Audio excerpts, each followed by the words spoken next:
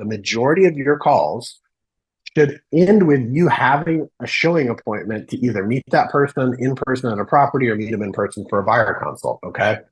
If it's done correctly, you are usually not looking up the property on the fly to see if it's actually available.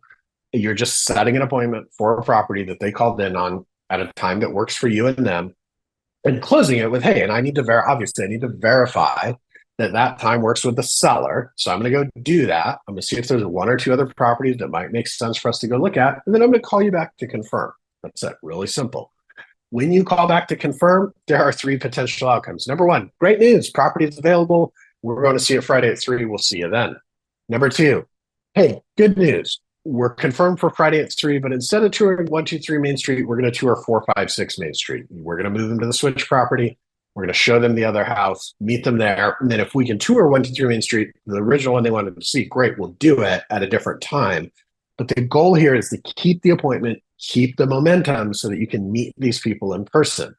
Now, sometimes it's going to happen that there is no switch property, the original property is not available, it's sold, whatever it is. That's when we're going to use the good news, bad news script. And the goal is to keep the appointment and get a buyer consult. Here's a sample of that script. Hey, it's Jeremiah Taylor. I'm calling you back. We have an appointment to go see 123 Main Street this Friday at 3 p.m.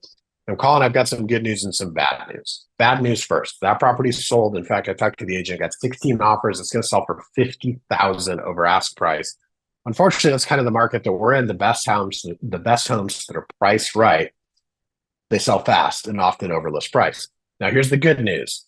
Now that you've met me, this is the last time it's going to happen to you that you find a property you like on the internet, fall in love, potentially see yourself living there, only to find out that somebody else already bought it.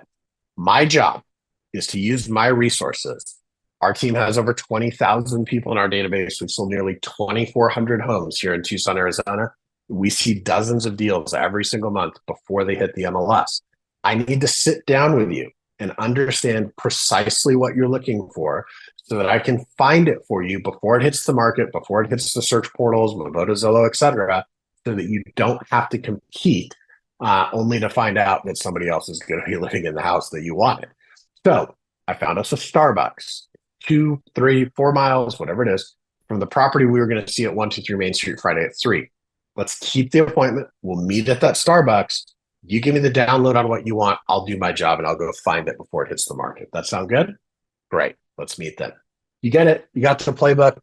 This is what the top teams are doing. This is how teams are getting 30% showing homes rates. They're setting that on the initial call. They're meeting the people in person. And this is how they're getting 10, 12, 15% conversion rates because they're getting face to face with these consumers, which is what yields results. Humans do business with humans. It's hard to do that over the phone. You've got to meet them in person.